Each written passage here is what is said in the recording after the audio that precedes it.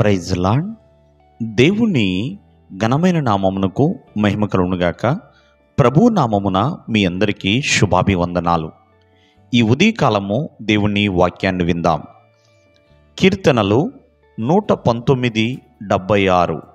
నీ సేవకునికి నీవిచ్చిన మాట చొప్పున నీ కృప నన్ను ఆదరించునుగాక.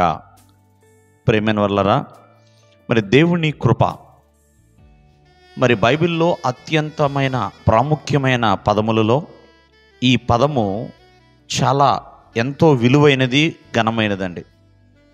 అదే కృప అనే పదం దేవుడిచ్చిన ఒక ఉచితమైన కానుక అని చెప్పాలి. మరి అటువంటి ఉచితమైన బహుమానాల్లో దేవుని కృప మిక్కిలి ఘనమైనది. కాబట్టి మరి దేవుని యొక్క కృప పొందుకోవటము, మరి ప్రతి ఒక్కరూ కూడా దేవుని కృప పొందుకున్న వాళ్ళు దేవుని చేత ఆశీర్వదించబడిన వారే. మరి ఎవరికి దేవుని కృప కలుగుతుంది? ఇక్కడ భక్తుడు అంటున్నాడు, నీ కృప నన్ను ఆదరిస్తుంది. అంటే ఆదరించిన కృప అంటే తన సేవకునికి దేవుడు తన కృపతో ఆదరణ కలిగించాడు, ఆదరించాడు. బలహీనతలో ఉన్నప్పుడు, ఒంటరిగా ఉన్నప్పుడు, దిక్కు తోచని పరిస్థితుల్లో ఉన్నప్పుడు, పరిస్థితులన్నీ ప్రతికూలమైన పరిస్థితుల్లో దేవుని కృప ఆదరిస్తుందండి. కాబట్టి ఎవరైతే ప్రభువునందు నమ్మకముగా ఉన్నారో వారందరికీ దేవుని కృప అనేది అనుగ్రహించబడుతుంది, వారికి అనుగ్రహించబడుతుంది. ఆనాడు దీనురాలైన ప్రియమైన వర్లరా మరియా ధన్యురాలైందంటే కారణము దేవుని కృపను బట్టే.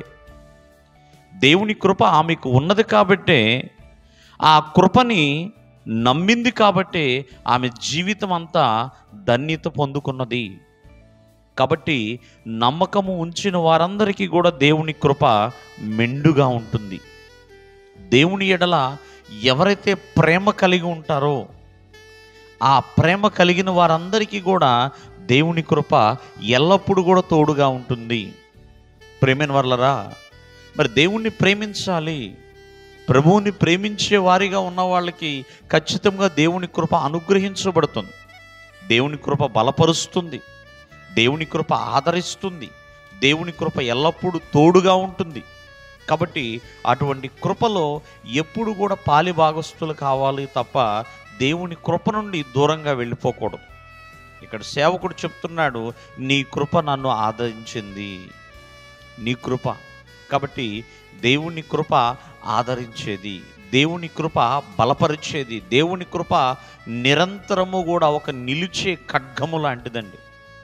నిరంతరము కాపాడుతుంది దేవుని కృప. అటువంటి కృపని ప్రతి ఒక్కరు కూడా కలిగి ఉండాలి. దేవుడు మిమ్మల్ని ఆశీర్వదించును గాక. ఆమేన్.